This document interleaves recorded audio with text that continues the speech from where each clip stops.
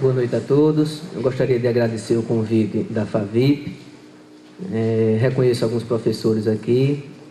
E na pessoa do Dr. Magno, gostaria de homenagear todos os presentes. Dr. André, que saiu aqui agora há pouco, não sei onde está, já foi nominado, né, como integrante de Luta pela Justiça. E esse simpósio, esse ciclo de palestras, ele é feito em conjunto com a Faculdade Vale do Ipojuca e com o Movimento Luta pela Justiça. E foi pedido para dar uma introdução dizendo o que é esse movimento, antes de a gente entrar propriamente no tema sistema de cotas raciais. Bom, esse Movimento Luta pela Justiça foi iniciado no ano de 2002, final de 2002, começo de 2003, e é integrado por membros da magistratura estadual, da magistratura federal, do Ministério Público também na esfera estadual e federal, e por integrantes da advocacia pública. E éramos todos amigos, né? A maioria deles trabalhando na advocacia da União. Tivemos essa ideia de divulgar através de ciclos de palestras, no site que a gente tem na internet também, e possivelmente no futuro próximo através de publicação de boletins impressos, né? Tanto o nosso labor, nossos cargos, né? Sentenças, denúncias, ações civis públicas, pareceres, como também alguns artigos científicos. Todo esse material já se encontra no site e possivelmente vai também começar a circular num boletim impresso. Então, o site tem um endereço um pouquinho longo, mas simplificando, vocês entram lá naquele site de pesquisas Google e botam Luta pela Justiça, e aí o primeiro endereço já é o nosso. Você vai ter acesso a todo esse material. E o intuito do movimento é tentar fazer justiça, divulgar essa justiça que é feita em cada caso concreto que nos chega e incentivar também a prática da justiça por todos. Justiça no seu sentido mais próprio da palavra, sentido filosófico e não do sistema judicial. Muito bem, o assunto que escolhi para conversar com vocês, sistema de cotas raciais, ele é bastante polêmico. Anualmente ou até semestralmente, ele vem sendo revirado aí pela imprensa nacional e causa grandes discussões.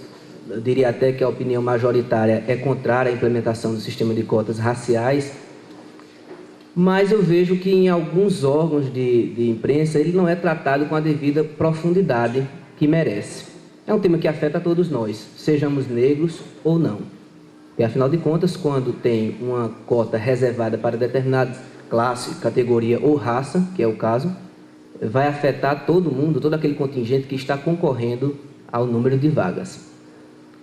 Bom, eu lembro que ano passado a revista Veja, que é uma revista de grande circulação nacional, formadora de opinião no nosso país, publicou uma matéria, em maio de 2006, na qual a repórter, nome Leandra, me lembro do sobrenome, dizia que o sistema de cotas raciais era obviamente inconstitucional.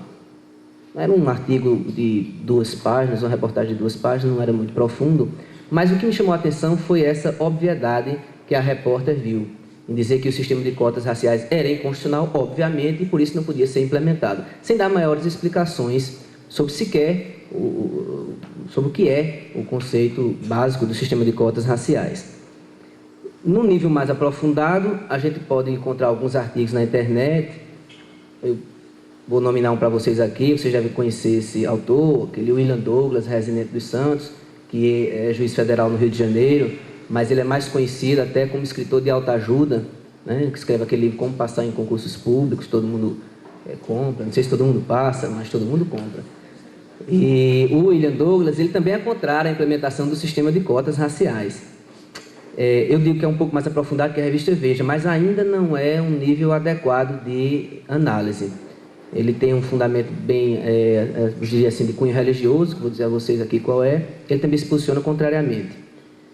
E, por fim, recentemente, a discussão veio à tona, acho que há pouco mais de 2 meses, a Suprema Corte Americana, num julgamento muito apertado, por 6-5, considerou inconstitucional o sistema de cotas raciais que vinha sendo implementado desde a década de 40 nos Estados Unidos.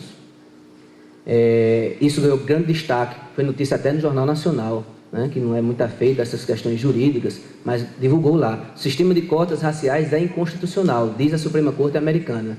Não deu muito destaque à votação, 6-5. Quer dizer, 5 ministros entendiam que era constitucional. E também não fez um relato histórico de que desde a década de 40 já existia sistema de cotas nos Estados Unidos. Só agora, né, que está tendo essa decisão dizendo que é inconstitucional. Bom, aqui no Brasil tem um projeto de lei número 73 de 1999, tramitação no Congresso Nacional. É até um projeto recente, né?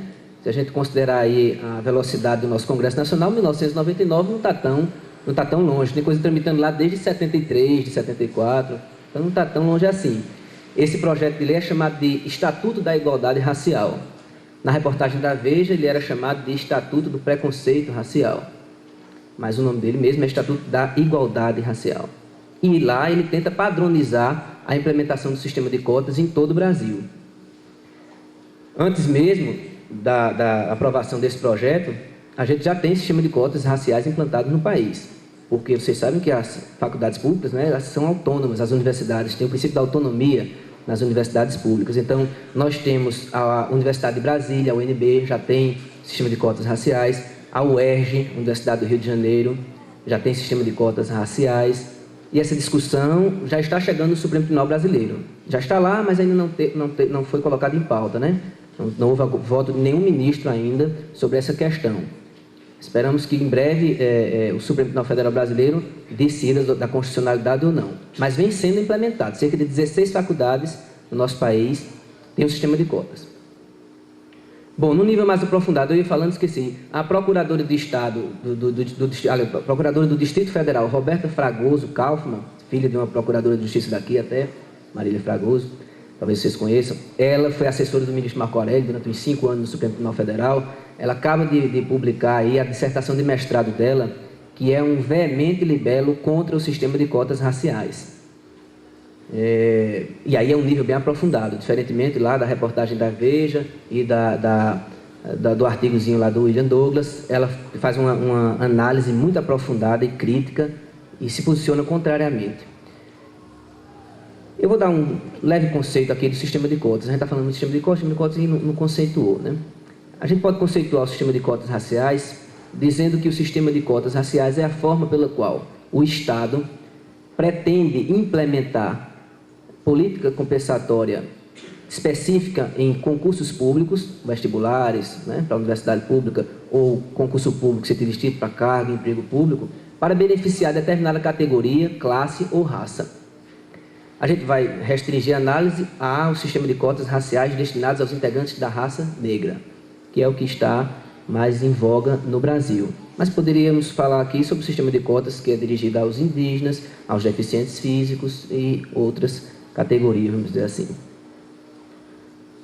Bom, o início disso.